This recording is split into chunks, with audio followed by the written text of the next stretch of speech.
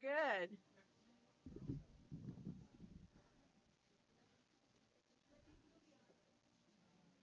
Hello, I'm Elaine Petrocelli, and I'm excited to welcome all of you today to the summer book reading time.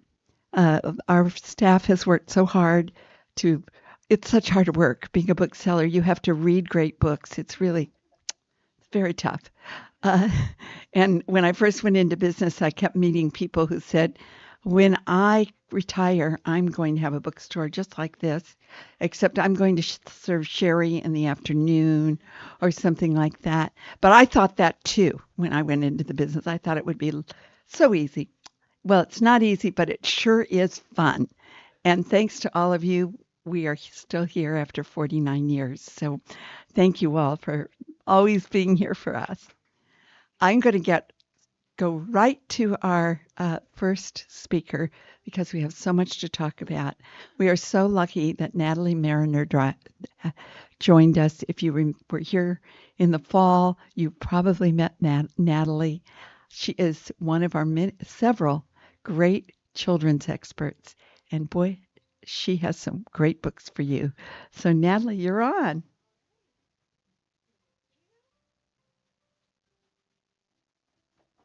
All right, hello. I am going to go a little bit out of order on the list just because we have a lot to get through today, so I'll also go a little bit fast. But if you'd like me to talk more about them a little bit later, I'll be in the kids' side and I'll talk your ear off then.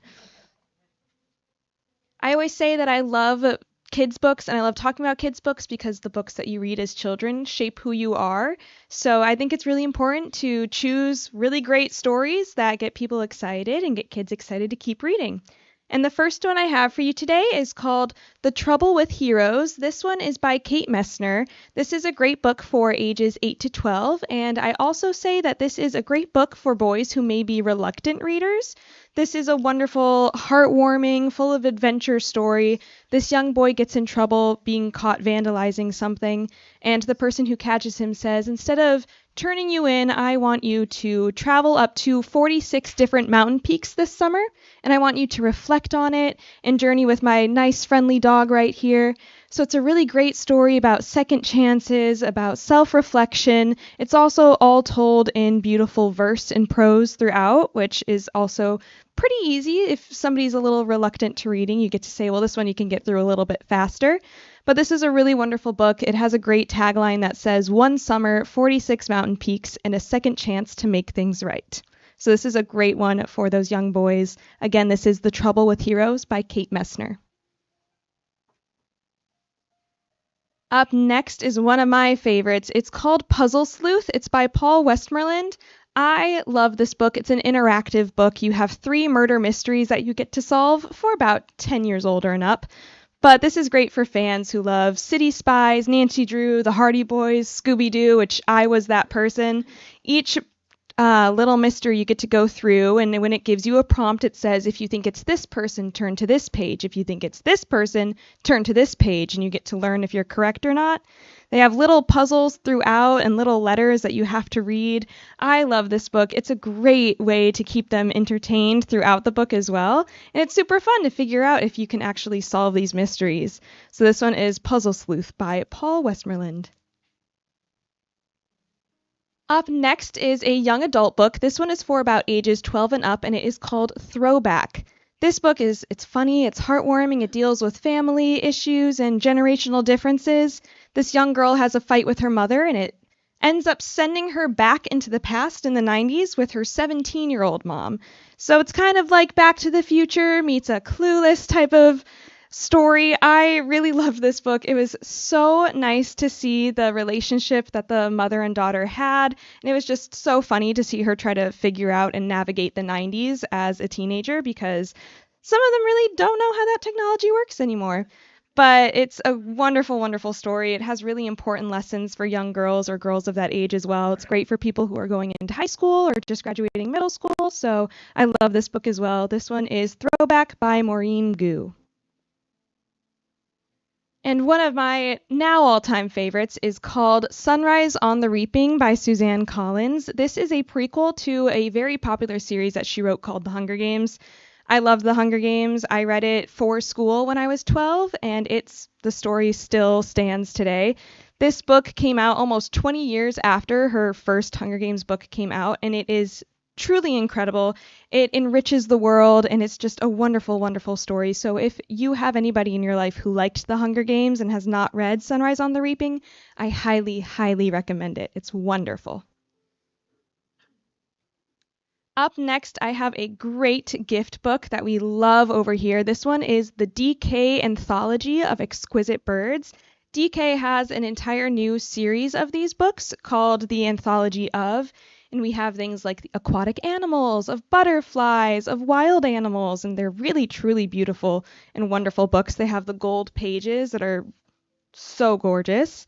And then each page also has a drawing as well as a photograph of each bird. This one, we chose the bird one because I like to say this is the children's equivalent to Amy Tan's Backyard Bird Chronicles. So it's kind of like a 1 and 2. I really love this series. We have some other options too next door where we have the other books in the series, but I really love these. This is one that I would have loved to receive as a kid and I would have for years to come. So these are the DK Anthology series. And on to the picture books. First up, we have Perla the Mighty Dog by Isabel Allende. She is coming out with another Perla coming up this fall, and we're very, very excited. In this book, she talks about Perla's little owner, Nico. He's having a trouble at school. So she teaches him that it's okay to stand up for yourself and advocate for yourself. So I'm going to teach you how to bark. And so he ends up barking a little bit at kids, and it's like, whoa, whoa, wait, we just mean use your voice and stick up for yourself. So it's a really wonderful story and a very sweet one about learning to stand up for yourself and fight for what's right. This is Perla the Mighty Dog. Up next is a wonderful, heartwarming story called Anything. This one is perfect for Father's Day because it's between the child and the father. But they recently moved into a new apartment and they're having a little birthday cake for the apartment because it's the apartment's birthday. And it's saying, what do I wish for? And it says anything. So throughout she says, well, I want a rainbow in my room. So he paints a rainbow in her room. She goes, well, I think anything. I want the biggest slice of pizza that I could ever imagine. So he gets her the biggest slice of pizza. And throughout it, you realize that she keeps making these wishes. And there's one wish that she wishes that she could just go home. And so he says, okay. And he gets her on his back and he starts walking through the apartment and he's going, are we home yet? She's going, no, I think a little bit further. And he goes, how about now? A little bit further. But he keeps walking in the same apartment and you realize that, well, they are now home and it's very, very sweet. I teared up reading this story because I have a very wonderful relationship with my father and just made me miss him. So I think this is a great book for Father's Day as well. The illustrations in it are quite adorable. This is Anything by Rebecca Stead. Up next is Toad by Toad by Jashar Awan. I love this book. I think it is so silly. It is a fantastic read aloud. It's all about this little toad who is a tow truck driver. So he goes around and he helps tow all the people who need help, like Hetty Hoot and Skunky Vanderstink and William Goatgruff. And as he's going through, it's saying everybody needs a little help sometimes, which is so true. And it even brings up the fact that, even Toad, his tow truck breaks down, the one who helps also needs help sometimes. And it's okay to ask for help, which I think is something very important that every kid needs to know. But it's really, really wonderful. One of my favorite bits is when his car breaks down and you have the whole page that's just clank, clank, clank, clank, and you get to make the sounds that would happen when a car breaks down. So this is Toad by Toad. Up next is Little Freddy Two Pants, also known as the dog who wears too many pants. This is done by Drew Daywalt. He's also wrote The Day the Crayons Quit and that whole series, so I love his work. And in this new one, you have to tell Freddy that the amount of pants that he's wearing is just far too many.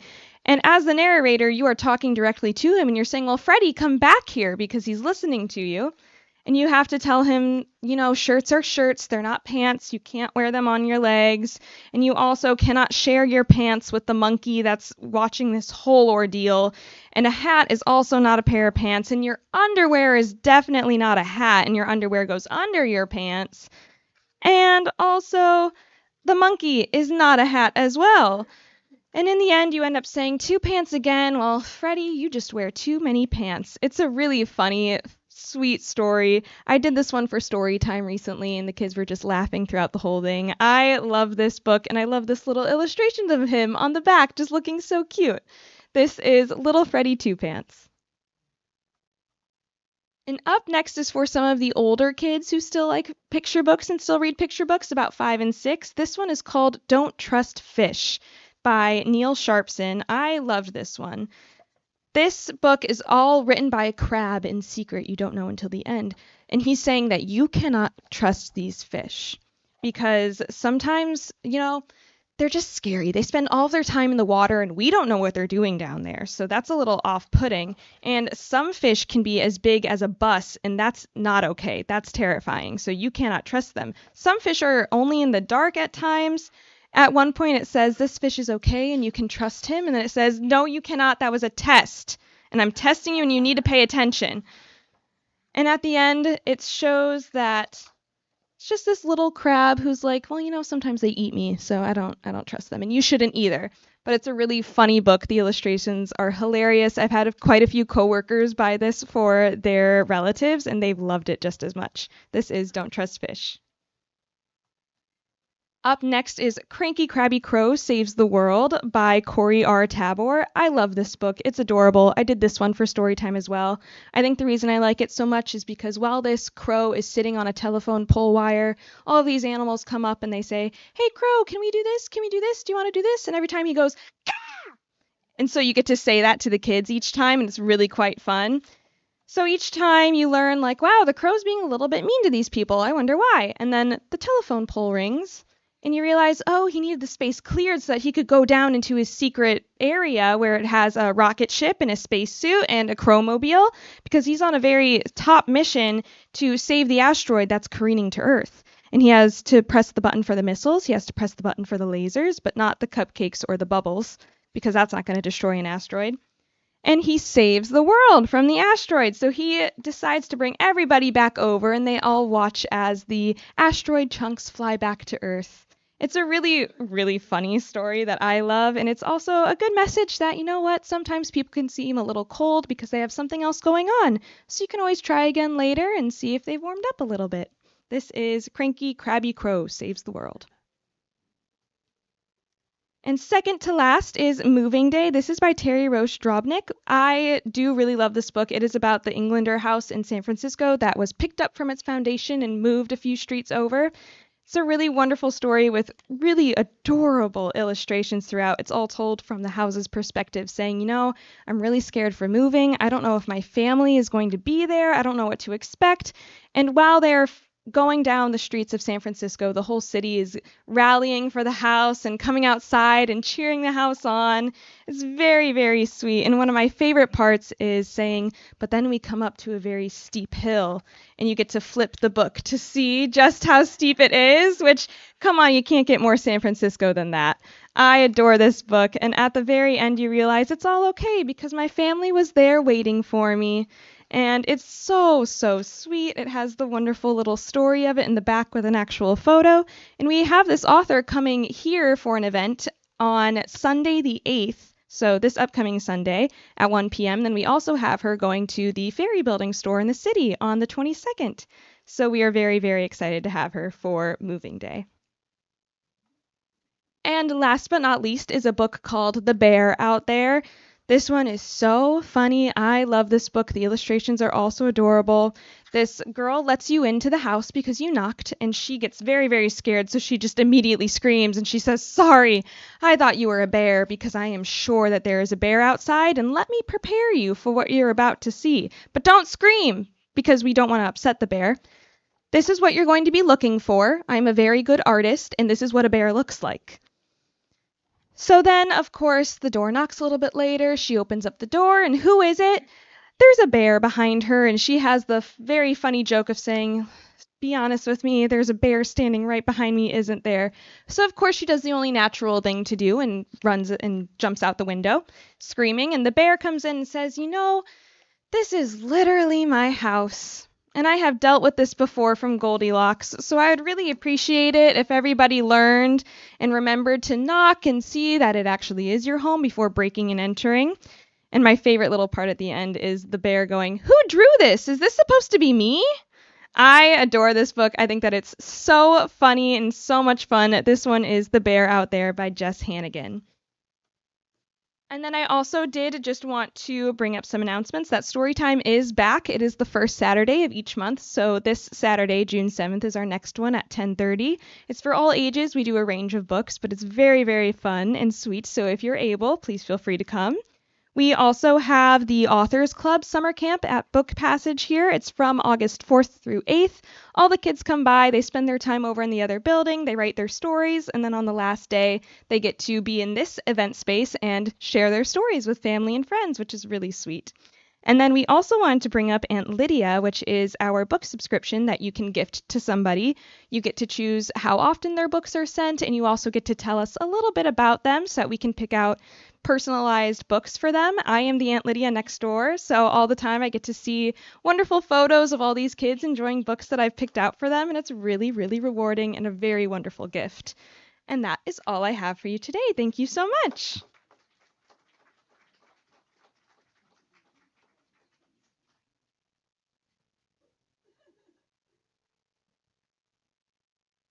How can you resist Natalie? uh, Next up is Deirdre Kidder, who is the manager of this entire store. And I mean entire. She tells the landlord when the landlord forgot to do something for a couple months. She helps us with everything, but the main thing she is a fabulous bookseller, a wonderful leader, and she is Aunt Lydia for adults. So let me introduce you to Deirdre Kidder.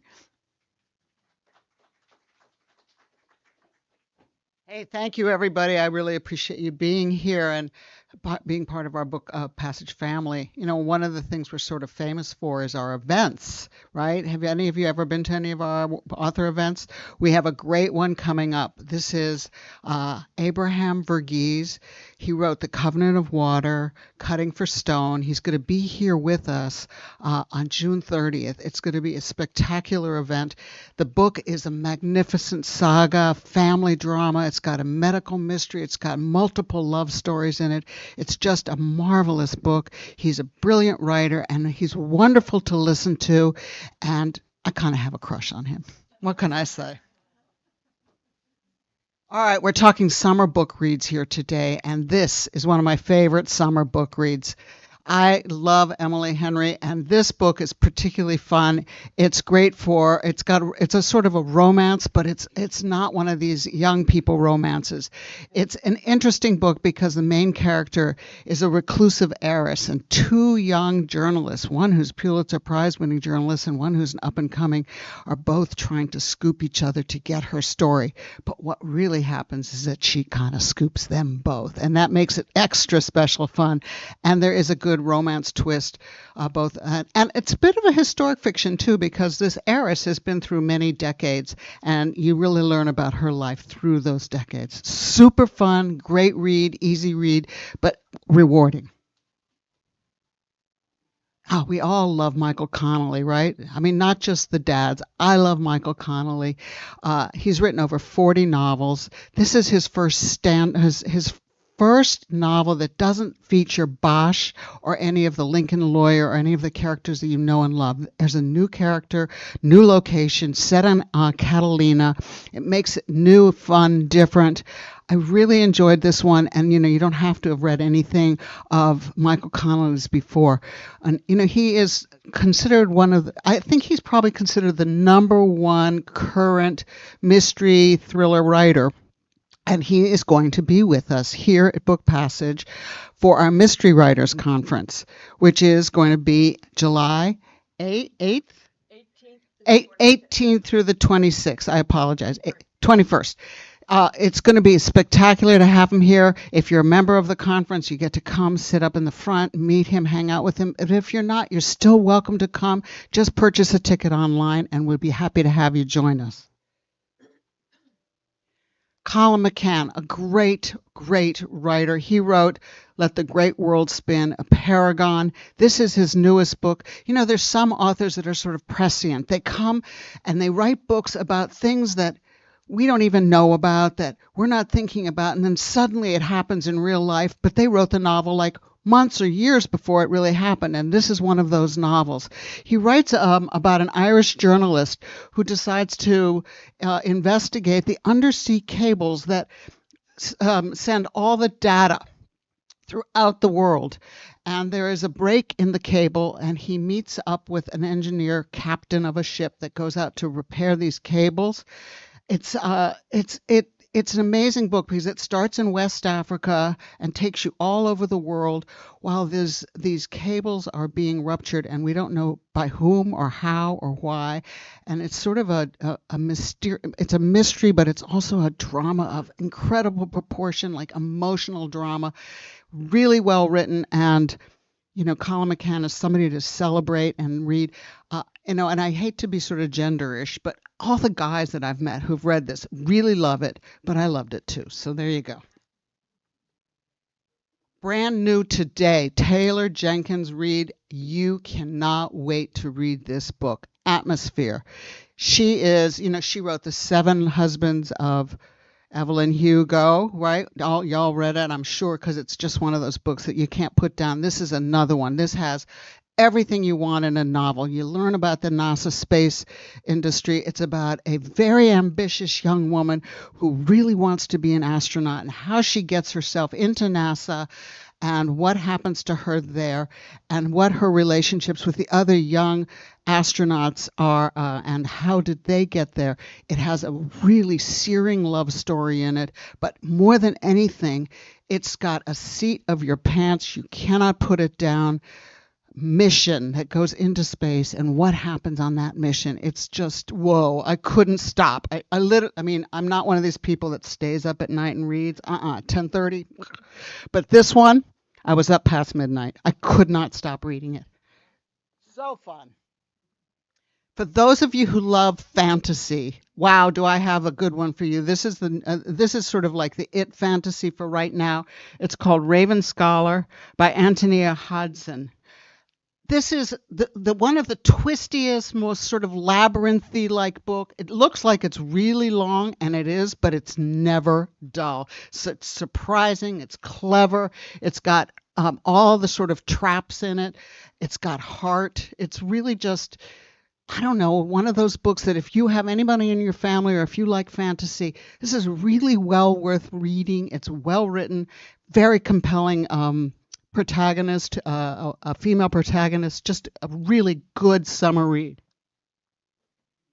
And I love some nonfiction every now and then, and baseball, basketball. I love all of these sports, the new women's sports especially, but this is a good one. This is Why We Love Baseball. It's a History in 50 Moments by Joe Posnanski. He's a well-known sports writer. This is a great small gift for Father's Day or something. So what he does is he documents the history of baseball by certain games and certain players and certain plays that have happened that are sort of mark time in the history of baseball. So it's a kind of a different, it's not like, well, in 1940, it's not that kind of book. It's really a book about stories within history. So it makes it really a compelling read. Superagers, Evidence-Based Approach to Longevity, Eric Topol. Superagers is a nonfiction book documenting Dr. Topol's research. This is not one of those books that is like an internet sensation kind of book. This is a well-cited, research-oriented, documented book. But and yes, he does talk about all the basics, that you need to have a good diet, exercise, sleep, no smoking, that kind of stuff. But that's the least of it. What he's done is he's really documented a lot of the new research, and right now, it's such an important time to think about this because so much research is being held back right now. But what he's documented is how artificial intelligence, though we have problems with it, has its amazing place in medicine because it can analyze things in medicine that none of us have been able to analyze before. He documents, for example, if you give a blood sample, how AI can look at that sample and look for markers for inflammation that cause chronic diseases. Now, most of the diseases that we die from, cardiac, cancer, and neurodegenerative diseases, all start long, long before they actually come to fruition. So AI is able to detect the kind of inflammatory responses that come before what we know as the disease. So it's really fascinating, easy to read. Surprisingly easy to read because it is pretty scientific, but it's got preventative strategies also as well. And for those of you who really like the real thing as opposed to the internet sensation thing, it's very well documented. You can see in the back it's got a lot of citations. So this is, even though it looks dense and difficult, it's not. It's a very interesting book. Thank you all for paying attention. But there's one more quick thing I just want to mention. How many of you do like to listen to books, audiobooks, right? We have the most wonderful platform that we offer here. It's called Libro FM. I have cards for it, and I can show it to you on my phone. It works just like the other companies' audio platform. The difference is, I mean, it's same books, same price structure, same monthly program if that's what you want. You can also buy a la carte, or you can buy bundles, which makes them very affordable. And it supports independent bookstores such as Book Passage rather than the big guys. So it runs on all your phones just like the other companies. So take a look at this and we'll help you set it up if you need help. Okay? Thank you very much.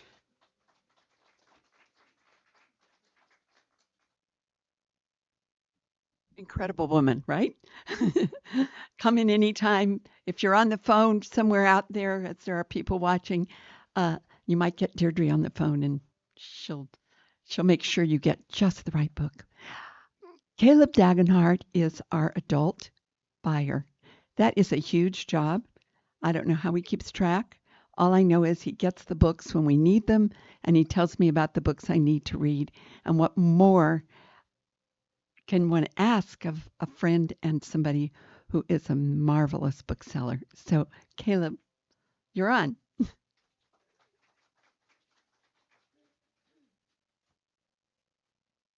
Hello, everybody. Good morning. I have 2 books of fiction for you and then some nonfiction titles as well. First up, we have a nice, funny book, despite the title, I See You've Called In Dead.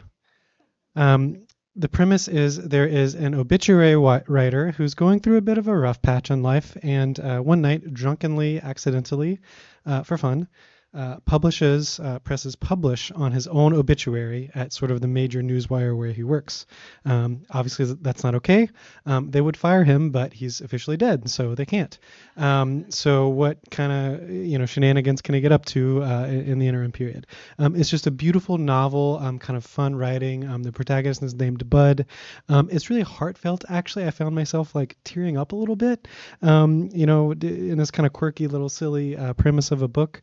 But it's just one of my favorites, really well written, recently published, getting a lot of good reviews as well. So I See You've Called In Dead by John Kenny. Next, also fiction, but definitely a different book. This is a book called The Devils by Joe Abercrombie. Joe Abercrombie is a great sort of fantasy author. His books kind of read like thrillers almost. They're very fast-paced. You can see it's definitely thick, it's dense, but it's fast-paced. There's tons of action. There is a priest, there's a werewolf, there's a vampire, there's lots of monsters together in the Chapel of the Holy Expediency, who get up to a lot of shenanigans as they travel east together, and meet lots of enemies along the way. So again, just a great thrilling fantasy read by Joe Abercrombie. Next, into the nonfiction realm. How many of you have read Between Two Kingdoms out there? Yeah, so that's from this book is from that author. It's just an incredible best-selling memoir of her journey through illness and just the story of her life. This is a book. The subtitle is A Creative Practice for an Inspired Life. This book contains 10 different parts. It's really a book that's sort of prompting writing, so journaling. It prompts your own creative practice, but it's each section starts with an essay by the author, and then it actually has 100 writers who have little sort of mini snippets about their own journaling practice. It has 100 prompts for journaling, so it's just you can see it's a text-based book. It's kind of a book of essays, but it's just this really incredible book that would be great for you to read just to get the creative juices flowing. So the Book of Alchemy. Next, we have a memoir. This is called The Salt Stones, and it's set in Vermont. The author lives in Vermont on a 200-acre sheep ranch. So there's just incredible, lyrical meditation on her life, her mother's life, her daughter's life, the cycle of birth and rebirth and death. And you actually see the image, this beautiful cover here, as well as the interior illustrations are from her daughter. She did these incredible works of art. So this is just a great memoir that's kind of set somewhere else if you really wanted to get into a nice memoir these days. The Salt Stones.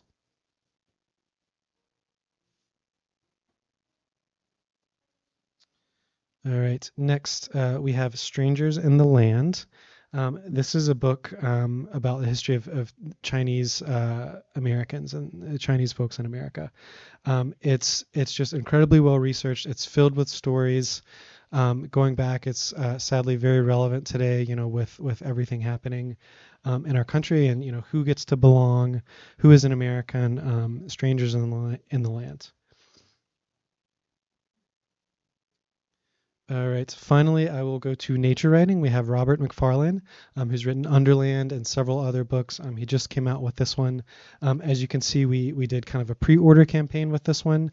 So we have signed copies of this book, and also it comes with a little field notebook journal here as well that's kind of themed with the book.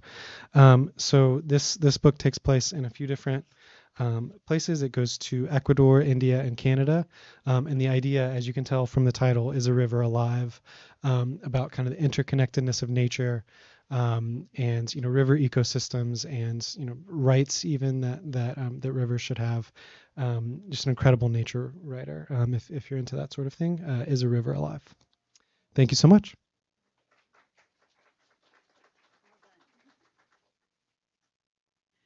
And now I'd like to introduce you to Allison Bainbridge. People out there who've been watching our events online have seen Allison because she's often a host for the authors who come to visit. Some of them request her, and there is a rumor that is actually true that she took one author who was very, very famous and realized that what this author really wanted was chocolate ice cream. And so she ran into a store, got the best chocolate ice cream, and they shared a pint with plastic spoons outside. I mean, what author wouldn't love that? But she also does our display here at the store. She's a magnificent bookseller, and I know you'll love listening to her. Thank you.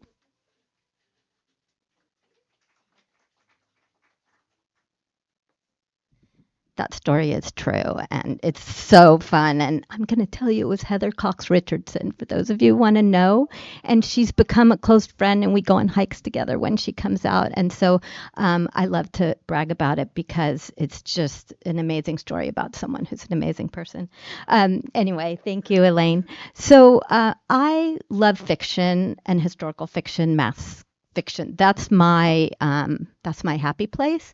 So I'm going to start talking about some that I've loved so far that I've read. I recently went to England, and the book that I brought, even though it's this humongous book, is The Pretender by Joe Harkin.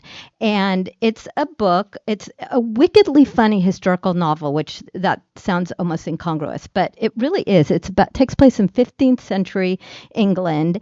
There was a small footnote in history about a young man named Lambert Simmel, and he was believed to be the true heir to the throne.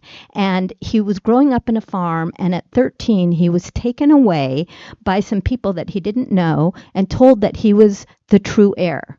Was he? We don't really know. But he embarked on this journey where he was being groomed as the heir. And it's just a wonderful story. He's a great character, John.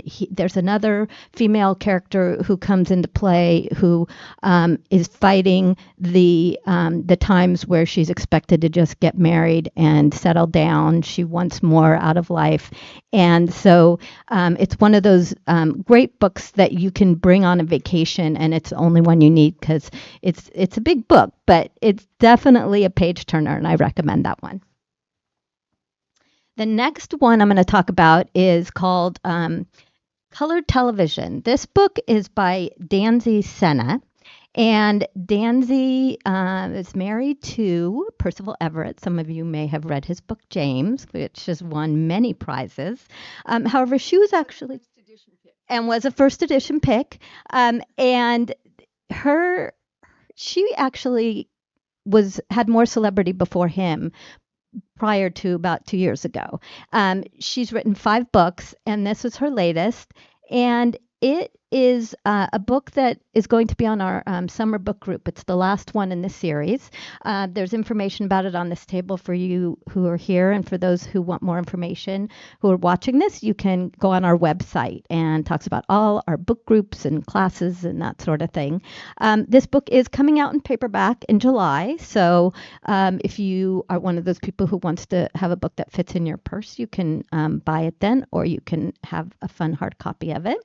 So it's described as a dark comedy, and it's one of those books that is a real page turner. It's about a woman who spends 10 years writing her magnum opus. She's writing this incredible book. Meanwhile, she has a family, but she devotes all her time to writing this book.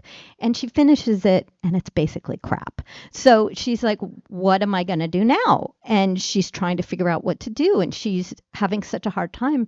She needs to figure out something. So she ends up turning to the world of Hollywood. She lives in LA, and decides she wants to be part of a series that she and someone else is going to develop.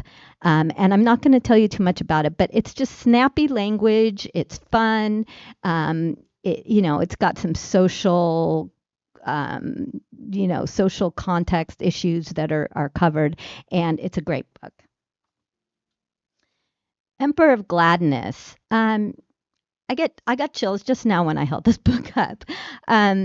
This is the latest book by the wise beyond his years, deep, incredibly profound Ocean Vuong.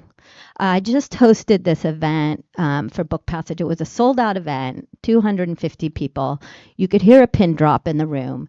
I think of him almost as sort of like a mini Buddha. Like, he's just an old soul that he's in his early 30s, and he comes out with things that everything he says, you want to write it down because you feel like it's so meaningful and profound. So this is his latest book. His first book was one of our first editions, I want to mention, called On Earth We're Briefly Gorgeous. And so some of you may have read that. This is, he wrote poetry, and now this is his latest novel. And it's very tender, loving story about sort of people who are on the margins of society. There's a young man who is about to take his life, but he ends up not doing it, and he is matched up with a woman, a woman who's an older widow, and she has dementia. And it turns out that he becomes her caretaker. And it's about this very touching relationship between the two of them. And so, highly, highly recommend this book as well. It is, it has humor in it. He actually is funny too. He's not just this wise sort of Yoda character, but he also has a really good sense of humor. So, highly recommend. There's a theme here. This is another one of our first edition picks. This is our May pick. This is a beautiful debut book by an author that I'm sure we're going to see a lot more from. Her name is Jemima Way. So the original Daughter is a story that takes place in Singapore, and it's about two sisters who are very close, but a violent betrayal estranges them, and it's about how they deal with it, how they deal with family in the modern world and what's happening. It is I really think this is an author who you want to look out for. And that is how our First Editions Club pick started, is we were picking first books by authors that we thought were going to become, blockbuster hits. And we've been pretty right on, I have to say, pretty accurate. And if you want more information about our First Editions Club, you can talk to one of our booksellers or go online. We have information about it. You basically get a book every month that we think is going to be really special.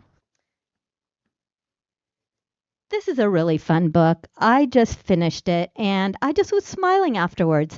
At first, I started reading and I thought, where is this going? It's a little odd. I don't know if people here have read Kevin Wilson. He wrote Nothing to See Here. And his books are kind of perfect summer reads if you want light reading, which a lot of us, want a light book here and there.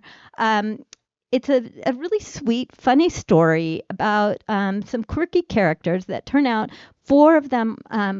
There's four siblings, half siblings. They don't know each other, but they meet and they go on a road trip to find their father. It turns out their father had 4 or 5 different lives, and they didn't know. He left each family, and no one knew what happened to him. And they end up finding each other and developing this really sweet sort of found family. So, and it's got humor and it's easy to read, and it's to feel good. So recommend this one for a fun beach read. Just want to mention, these were not on list 2 books that I'm going to talk about now. This is Dave Barry, Class Clown, and he and his buddy Carl Hyacin, who just wrote a book called Fever Beach, are 2 of my favorite comedy writers. They are so funny. If you're not familiar with them, you have to pick up one of their books because they are just delightful. They have a love-hate relationship with where they live, Florida. And so their books belie that. It shows how they can pick out the funniest things that happen in Florida, but they do it with sort of this tenderness, you can tell, because they've both lived there for their whole lives. So anyway, this book, Class Clown, is How I Went 77 Years Without Growing Up by Dave Barry. And I just want to read you this really funny little statement on the back. This is by Amy Tan, one of his buddies. Dave Barry is by far the greatest author of his generation, and I'm not saying that because he kidnapped my dog. So Amy is a big fan, as I am, and it's on the Father's Day table display, and this is what my husband is getting for Father's Day. So finally, I don't just read fiction. I do read nonfiction sometimes too, but it has to be something that kind of reads like fiction for me, honestly. There's 3 writers that are amazing that write their nonfiction like fiction. David Grann, Eric Larson, and Hampton Sides. And they've all come to the bookstore. They're all wonderful human beings and incredibly brilliant nonfiction writers. And they write their books in a way where you cannot put them down. They're so exhilarating. This is one of those books. Hampton he just has this style where you can't wait to see what happens next, and yet he throws in fun little tidbits as well. When he was here the other day doing a presentation, he talked about why certain sayings became popular in the maritime world, and he explained how tattoos became a common thing for sailors to get.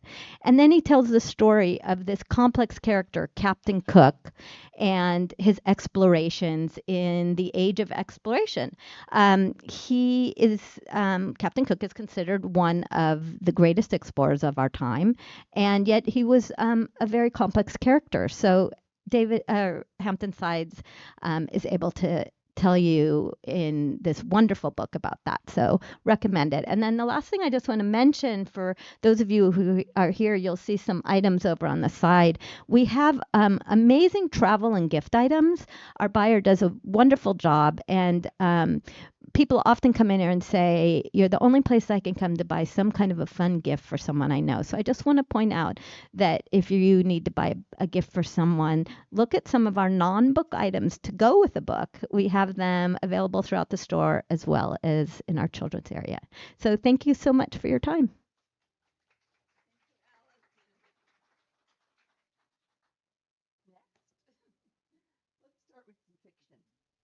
Okay, I could talk for 2 hours, but I've got about 15 minutes, so I'm going to go pretty fast. I do want to talk about Isabel Allende, who is a real friend of Book Passage, as many of you know. And in fact, we have these wonderful book bags, and Isabel gave us a quote for the back, and she signed them, which makes it especially precious to people who are Isabel Allende fans. Uh, Her books are written first in Spanish, and then now that she speaks English so well, she can watch the translation and make sure it's really, really great. My Name is Amelia Duval is a wonderful historical romance love story, history, nature. Uh, Amelia is born and grows up in San Francisco. Her mother had planned to be a nun, but that didn't work out very well when she fell under the spell of a Chilean whose last name was Duval, and he seduced her, and she got pregnant. Didn't work out too well for the nunnery. She had the baby, and this is the baby, and she has gone on to become a journalist in late 19th century San Francisco, when women could not be journalists. Everybody knew that. So she wrote under a man's name. And then a war came in Chile, a civil war, and she volunteered to be a journalist in the war. She goes to Chile, and her mother says, you have land there. I have told you this ever since you were a little girl. You go find that man, and you get your land back. So we've got to find the father, we've got the land, and we've got this war in which women went with their own men and brought food and water and first aid, and nobody cared. And it reminded me just a little bit of the women and the nurses in Vietnam who were treated as if they didn't matter. But there's a great, great story about these women and this time, and you will love it. So don't miss it. Speak to Me of a Home is by Janine Cummins, and we've been talking about so many great novels, and this. So I don't want to say it's a great novel, but it's a great novel. Janine wrote American Dirt. American Dirt was also a Book Passage first edition pick. We pick books by people who are not yet famous. They may have written books before, but they're not famous yet. I can't say we make them famous, but Oprah usually picks later what we have picked. I don't know Oprah, so I know she's not listening to me. She's just a woman of taste. This is a story of a woman named Rafaela in Puerto Rico who is about to get married to the love of her life, Peter, who comes from America, the U.S., is an English speaker, and he is a naval officer. And as she's about to get married, she gets a letter from his family explaining why they aren't at the wedding and why she should not go through with it. She does go through with it, and she's madly in love with him.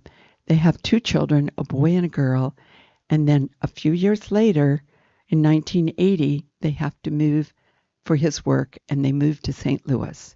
And here's this woman who doesn't speak a lot of English, one of the children who picks up English fast, and one who doesn't, and what happens to this family as they are trying to navigate this. And as you know, for Puerto Rican, this is part of our country, so she can be here. That's not the problem. It's the mistakes she makes culturally, like her daughter's birthday party, and she invites her daughter's 3 best friends, of which she only has 3 because the other kids don't like her, don't understand her. And she expects that the mothers will come too. And so she has tons of food, and she's ready to get to know the mothers when the mothers drop the kids off. Say, I'll be back in 2 hours. She can't understand. It's a fabulous story, and also gives us a glimpse of what it is to be Puerto Rican. This book is not yet signed, but it will be, because Maria Riva has written the ending, and she is the June Book Passage first edition pick. And I don't want to say we're in good company, but it's got rave reviews from Ann Patchett, Percival Everett, and Ben Fountain, and none other than Margaret Atwood, who never does that. This is a great book. It starts out in 2022. Yiva has grown up in Ukraine. She is there, and she has to figure out how to support her science. She is interested in, believe it or not, snails who are about to become extinct. And she is intent that snails are important to our world, even though I hate the ones that eat my flowers. But she has a mobile lab, which is a big trailer, basically, that she both lives in and does her science in. And no one's going to give her a grant in 2022. There are other things to give grants for than snails. And so she takes a job as a romance tour person, where all these men come over, many of them from Belarus and Russia, and they decide they are looking for brides. She's not looking to get married to any of these guys, but they need a bunch of people, so it looks like there's lots of brides. So we get to know the inside of that little thing. But basically, it's a book with 3 angry women, a truckload of kidnapped grooms-to-be, and the situation of being in Ukraine in 2022. Fabulous book. For nonfiction, I told you last year about the Backyard Bird Chronicles, so I'm not going to go on and on. But Amy Tan's book is still on the bestseller list for good reason. Anyone who loves birds needs this book. She spent her time during the pandemic watching the birds in her own yard and writing about them. And it's like a novel as she writes about the birds. And now they have produced postcards of the birds that are in the book. Isn't this amazing? Who knew that Amy could draw? We think of her as a writer. I think when you're so creative, you're just so creative. These postcards are gorgeous, and there are 50 of them in a box, and they are really reasonably priced. So perfect hostess gift for anybody you know who really cares about life. Teacher by Teacher. If you're in the store, please come on the 9th of June. If you're in Chicago or wherever you are, please watch us online because it's a very important night. John B. King Jr. was the cabinet member in charge of education. You remember education in the cabinet. And he was there under Obama. He is highly accomplished. He went to Eastern schools. He's He's been and is currently the chancellor of CUNY. He runs a foundation, but he had a really hard life. His mother died when he was a little boy. He lived in New York. He's half Puerto Rican, half black, and but teachers saved him.